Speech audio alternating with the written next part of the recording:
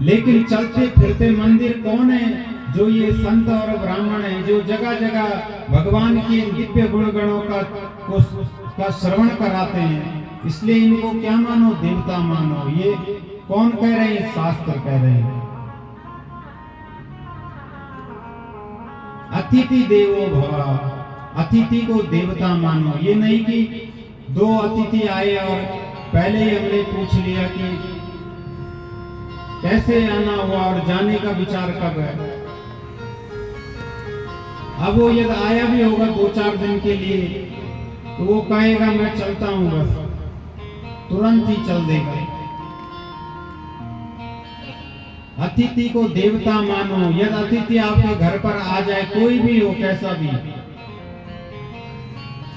तो डरिए मत कि उसे पानी या चाय इत्यादि पिलाना पड़ेगा, उसकी सेवा करनी पड़ेगी। एक सज्जन ने कहा, मेरे यहाँ जब अतिथि आते हैं तो मैं बड़ा परेशान होता हूँ। बोले क्यों? बोले अब उससे बात करूं कि उसके लिए खाना पीना बनाऊं। वो दूसरे कमरे में बैठा है, मैं उसकी सेवा के लिए भोजन बना रहा हूं। अब ये भी समस्या है कि वो सोचेगा कि हमसे बात नहीं कर रहा है। इसलिए उस सज्जन ने कहा, मैं परेशान हो जाता हूं जब कोई अतिथि आता है। आप मत करो उससे बात, लेकिन यदि आप उसकी सेवा के लिए हो, कुछ कार्य कर रहे हो, उसके बाद उससे बात कीजिए। इसलिए शास्त्रों ने कहा अतिथि को देवता मानो। और जब इन 4 सूत्रों का हम पालन करेंगे अपने जीवन में, तो तब जो हमने प्राप्त नहीं किया अनेकानेक यज्ञ करके, वो सब हम प्राप्त कर पाएंगे सज्जनों। इसी प्रकार, क्योंकि जो इन 4 सूत्रों का पालन करता है, उसके घर में माता भगवती स्वयं आ जाती, भगवान उसके घर में नौकर बन के आ जाते हैं। ऐसे ही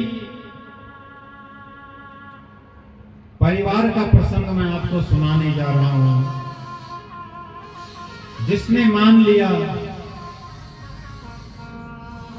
कि पितृधर्मम पितृकर्मम पितृ ही परमं तपा प्रीति प्रीतिरापन्ने प्रियंते सर्वदेवता।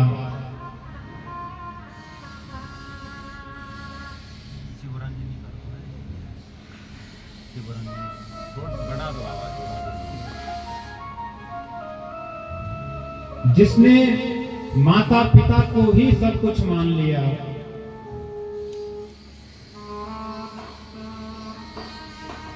और उसके घर में भगवती माता की कृपा हो गई, भगवान उसके घर पर नौकर बन के आ गए। पर कैसे?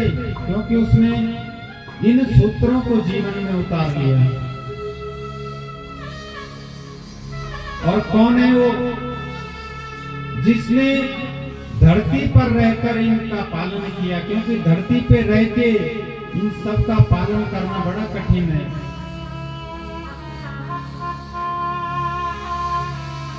लेकिन कौन है वो जो धरती पर आकर जिसने ऐसी मान्यता दी कि इसमें ही सब कुछ है, माता पिता के चरणों में ही सब कुछ है। वो चरित्र है सज्जनों पितामह भीष्म का। भीष्म पितामह आप सभी जानते हैं। जिसने मान लिया कि मातृदेवो भव पितृदेवो भव,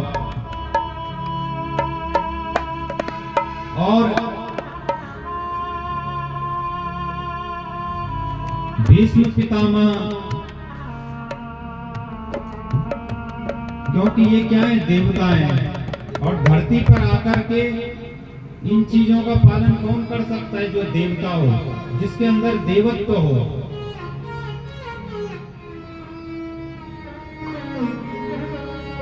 पूर्व काल में ये कौन थे? अष्ट वसुओं में देव नाम के वसु, जो देवता थे। लेकिन इन्हें धरती पर आना पड़ा। क्यों आना पड़ा?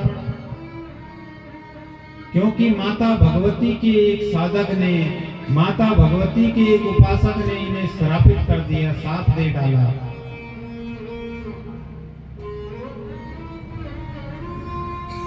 क्यों श्राप दिया? क्यों धरती पर आना पड़ा इनको? एक बार अष्टवसु आकाश मार्ग से चले और पृथ्वी लोक पर आए। मुनि वशिष्ठ के आश्रम में पहुंचे। मुनि वशिष्ठ ने खूब सत्कार किया। आठों जो वसु हैं अपने परिवार के साथ में गए, पत्नियों को लेकर के। रात में यहीं रुके सब। प्रातः काल होते ही मुनि वशिष्ठ वन में कुछ फलों को लेने गए, या कहीं कुछ समिधा हवन के लिए लकड़ियां लेने गए। इधर अष्टवसु ठहरे हुए पत्नियों के साथ में। इनमें जो आठवां जो वसु है, देव नाम का वसु, उसकी पत्नी ने मुनि के आश्रम में एक गाय को देखा जो कामधेनु की पुत्री है, नंदिनी को। उस गाय को देखा, अपने पति से बोली, पतिदेव ये गाय बड़ी अलौकिक है। ऐसी श्रद्धा तो इंसान में भी नहीं होती, मानव में भी ये श्रद्धा नहीं होती। ये गाय बड़ी सुंदर है, हम इसको ले लेते हैं। देव ने कहा, हम इस गाय का क्या करेंगे? हम तो दीर्घजीवी हैं, देव हैं हम, हमें दूध की क्या आवश्यकता? दूध तो वो पीते हैं जिन्हें अपना जीवन लंबा करना होता है।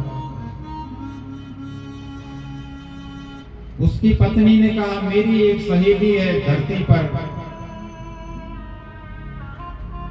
उसको ये दूध पिलाना है। क्यों? क्योंकि इस गाय का जो दूध है उसका ये महत्व है कि उसे पीने वाले की उम्र 10,000 वर्ष हो जाती है। उसने कहा, मेरी सहेली की उम्र बढ़ानी है, इसलिए इसको चुरा लो।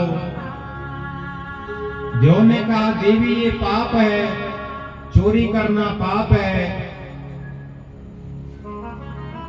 उसकी पत्नी ने कहा, मेरी सहेली को ये दूध पिलाना भी जरूरी है।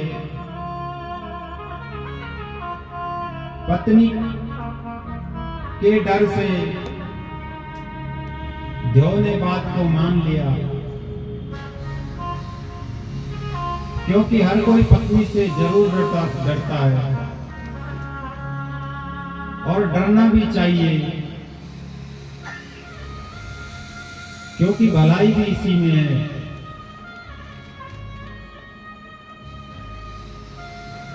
देव ने पत्नी के कहने पर उस गाय को चुरा लिया। दोनों आठों वसु यहां से गाय को चुराकर जैसे ही चले, जैसे ही मुनि वशिष्ठ आश्रम में पहुंचे, देखा यहाँ पर नंदिनी को नहीं है। चारों तरफ ढूंढा, लेकिन अंत में ध्यान लगाया तो देखा ये कार्य किसने किया है? अष्टवसुओं ने। क्योंकि जो शक्ति के उपासक होते हैं उन्हें किसी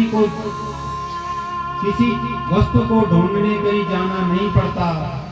ध्यान लगाते ही वो हर व्यक्ति को पहचान लेते हैं कि ये व्यक्ति कैसा है, किस प्रकार का है।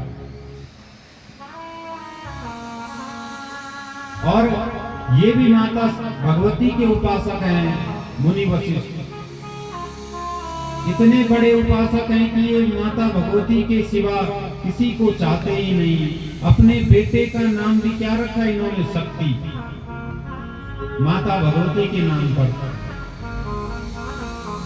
ध्यान लगाया, देखा अच्छा तुमने ये कार्य किया है, अरे तुम्हें ले जानी ही थी तो एक बार मुझसे पूछ लेते। बिना बताए किसी वस्तु को लेना पाप है। मुनि क्रोधित हो गए, ये काम तो धरती पर रहने वालों के हैं, जाओ तुम धरती पर जाओ। और इस प्रकार का श्राप अष्टवसुओं को मुनि वशिष्ठ ने दे दिया और सीधा स्वर्ग से और सीधा